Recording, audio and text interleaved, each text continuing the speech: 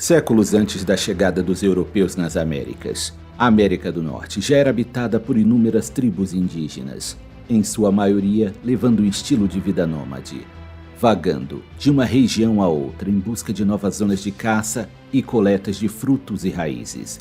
Mas com o passar do tempo, o crescimento populacional levou a uma disputa entre as tribos pelos melhores territórios de caça, o que geralmente terminava em combates violentos.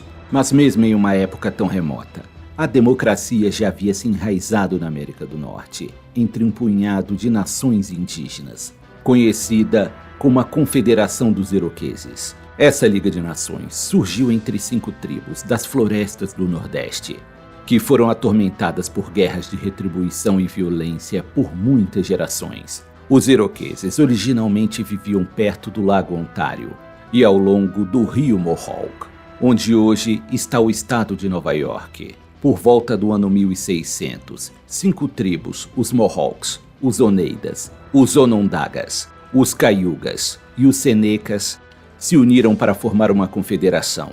Uma 6ª tribo, conhecida como Tuscaroras, se juntou em 1722. Haviam outras tribos que falavam uma língua semelhante, mas não faziam parte da confederação. Em 1650, os iroqueses começaram a abrir caminho pelo estado de Ohio, entre os Grandes Lagos e o rio Ohio. Eles conquistaram e expulsaram vários outros grupos de nativos americanos que viviam naquela área. As guerras resultantes foram conhecidas como as Guerras dos Castores, porque os iroqueses queriam mais terras para caçar e capturar castores e veados. Embora as tribos tenham começado a trabalhar juntas, certamente não renunciaram à guerra. Eles lutaram e capturaram outras tribos nativas, assim como lutaram contra as novas ondas de imigrantes europeus que chegavam ao novo continente. Entre eles estavam principalmente os franceses e britânicos. Os iroqueses participaram do comércio de pele com os holandeses e depois com os ingleses. Ao contrário de muitas outras tribos do leste do rio Mississippi, os iroqueses geralmente não favoreciam os franceses. Eles preferiam negociar com seus rivais ingleses. Um pequeno grupo se converteu ao catolicismo e ajudou os franceses, mas a maioria dos iroqueses ajudou os ingleses durante a chamada Guerra Franco-Indígena.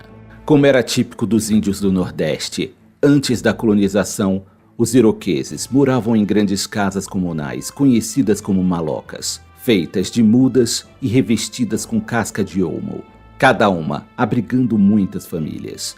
A família da maloca era uma unidade básica da sociedade tradicional iroquesa e servia como uma forma de organização social. A agricultura era a principal fonte de alimento e as mulheres tinham um papel especial, pois acreditava-se que estavam ligadas ao poder da terra de criar vida, e por essa razão, as mulheres determinavam como os alimentos seriam distribuídos dentro da comunidade. A sociedade iroquesa era matrilinear, ou seja, quando um casamento acontecia, o noivo e sua família se mudavam para a casa da noiva, e a linhagem da família era traçada a partir dela. A guerra era um elemento importante na sociedade iroquesa, e para os homens, o autorrespeito dependia de alcançar glória pessoal nos esforços de guerra. Os prisioneiros de guerra eram muitas vezes escravizados ou adotados para substituir membros da família dos mortos.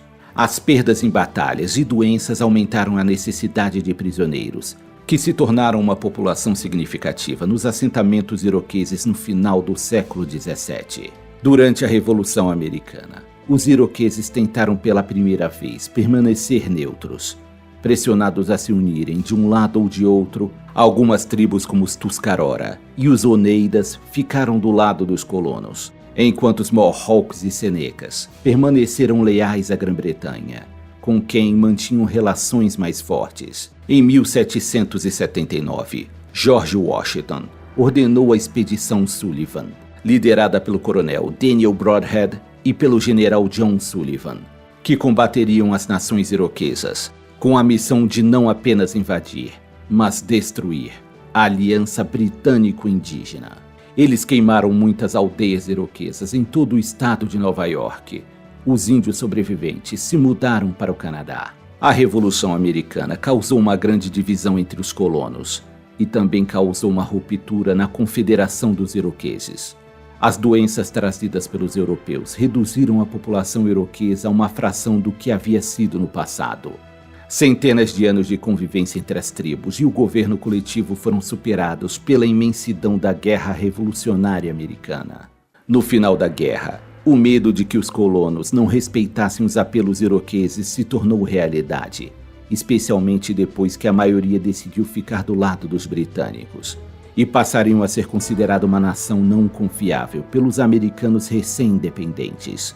As comunidades canadenses de iroqueses em Oka e Kanawake se tornariam assentamentos prósperos durante o século XIX, sustentando-se através da agricultura e da venda de trenós, raquetes de neve, barcos e cestas. A sociedade iroquesa provou-se ser a ameaça militar mais persistente que os colonos europeus enfrentariam.